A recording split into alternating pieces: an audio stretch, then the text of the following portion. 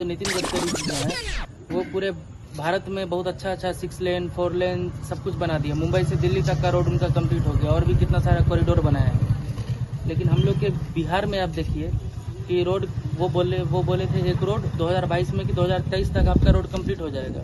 2025 तक भी road complete नहीं हुआ है और उसका एक साइड से टूटना शुरू हो गया है। क्यों? क्योंकि यहाँ पे करप्शन ज़्यादा है।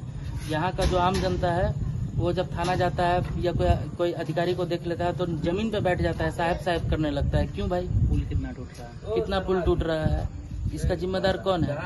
ये कैसे काम चलेगा? इलेक्शन के टाइम में आते हैं शिलान्यास कर देते हैं। इसके बारे में अमन भाई आपका क्या कहना है? बताइए। तुम बताओ ना, इलेक्शन के टाइम में आते हैं शिलान्यास कर देते हैं तो पता चलता है 5 साल में काम कितना हुआ है। अभी जो हम लोग का 6 लेन बन रहा है, इनफैक्ट हमको लगता है 2012 से बन रहा होगा।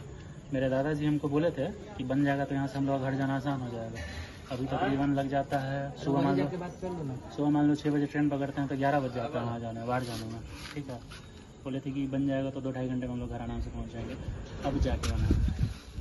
और आप यहाँ का स्थिति देखिए ना, एक बार पहले रोड दिखा दीजिए। ये नगर निगम में आता है। रोड का आलम ये है, हो गया। रोड का आलम ऐसा है कि एक तो रोड नहीं बनता है, रोड के नीचे नाली नहीं है। एक बार पहले रोड बनेगा, फिर जब गैस पाइपलाइन होता है तो उसके लिए रोड को तोड़ा जाता है, फिर उसके बाद नाली के लिए रोड को तोड़ा जाता है, उसके बाद फिर जब इलेक्ट्रिसिटी के वायर को अगर अंडरग्राउंड करना होगा उसके लिए रोड को तोड़ा जाएगा, और वाटर पाइपलाइन होगा उसके लिए रोड को तोड़ा जाएगा। रोड बनने का है नहीं, 10 साल 20 साल में एक बार रोड बनता है और उसको 10 कारण है रोड को तोड़ने का, और उसके बाद उसको रिपेयर करने का। हाँ, रोड बनता है बिना नाली का, उसमें कोई फैसिलिटी नहीं है। एक स्ट्रीट लाइट नहीं है कॉलोनी में चोरी हो रहा है। और इनफैक्ट पेपर पे रोड बना हुआ है। हाँ, और न्यूज़पेपर तो अगर रोड का जो पेपर वर्क है वो कंप्लीट होगा, लेकिन in reality there is no road.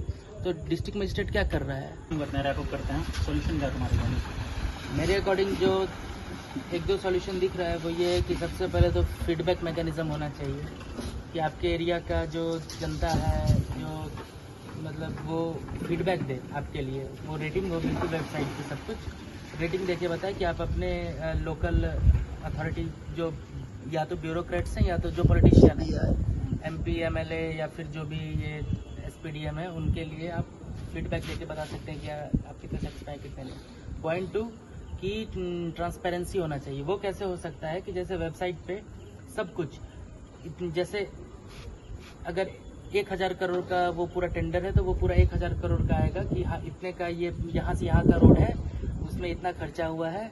उस पे बाद रोड बन गया तो उसका फोटो वीडियो सब कुछ अपलोड होगा।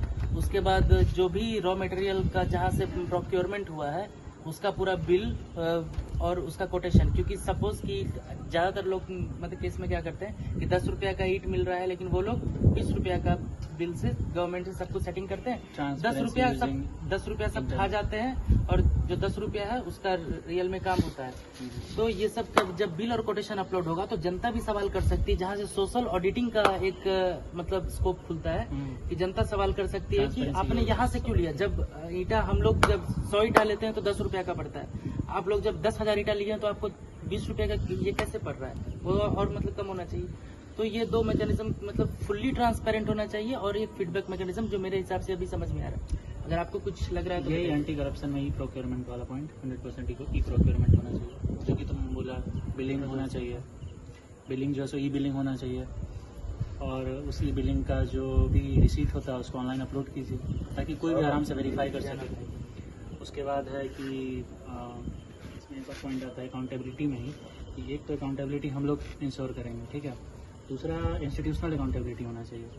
अगर आप प्रोजेक्ट टाइम से कंप्लीट नहीं करते हैं, ठीक है, तो इसके पीछे आपको फाइन लगाया गया। जैसे फॉर एग्जांपल सबसे शानदार एग्जांपल है योगी जी लगाए हैं टाटा पे, एक जेवर एयरपोर्ट बनवा रहे थे। तो उसमें वो जो है सो टाटा का 6500 एम्प्लॉय उसमें काम कर रहा था, लेकिन प्रोजेक्ट टाइम से कंप्लीट नहीं हो रहा था। इसकी वजह से पर डे उस पर 10 लाख उस कंपनी पे जुर्माना लगाया जा रहा है यूपी में, जो कि महीने का पड़ रहा है 3 करोड़। तो इसका क्या हुआ है, एज ए रिजल्ट टाटा जो है सो अपना एम्प्लॉय बढ़ा दिया, लगभग 2000 नया एम्प्लॉय ऐड किया है ताकि प्रोजेक्ट को टाइम से कंप्लीट कर सके और मतलब फाइन नहीं देना पड़े। तो ये मतलब नोएडा में भी हुआ था कुछ ऐसा ही। हाँ, यही केस था जेवर एयरपोर्ट पे। अच्छा, वो नोएडा वाला। हाँ, एग्जैक्ट सेम केस था। तो यही कर सकते हैं। क्या होता है कि बिहार के लगभग हर एक प्रोजेक्ट में हम लोग देख रहे हैं अभी कि क्या करते हैं, कॉस्ट पहले होता है कि इतना पड़ेगा, फिर उतना सैंक्शन कर दिया जाता है, फिर पता चलता है प्रोजेक्ट का टाइमलाइन बढ़ गया 2 साल 3 साल, फिर क्या पता चलता है प्रोजेक्ट का अमाउंट जो है सो 150% 200% अमाउंट बढ़ गया। कहाँ जाता है अमाउंट? तुम्हारे बूथ का क्वालिटी नहीं है सबसे पहले, उसके बाद जो है सो अमाउंट इतना बढ़ा दिए हो, टाइम से कंप्लीट नहीं किए हो। तो ये सब अकाउंटेबिलिटी मैकेनिज्म ही और वेरिफिकेशन सोशल ऑडिट से ही किया जा सकता है मेरे ख्याल में। और बाकी अगर आप लोग को भी कुछ सॉल्यूशन लगता है कि इसका कुछ अच्छा सॉल्यूशन है तो वो लोग आप लोग हमारे कमेंट बॉक्स में बता सकते हैं। तो ठीक है, ठीक है, इसके साथ खत्म करता हूँ। जय हिंद, जय भारत।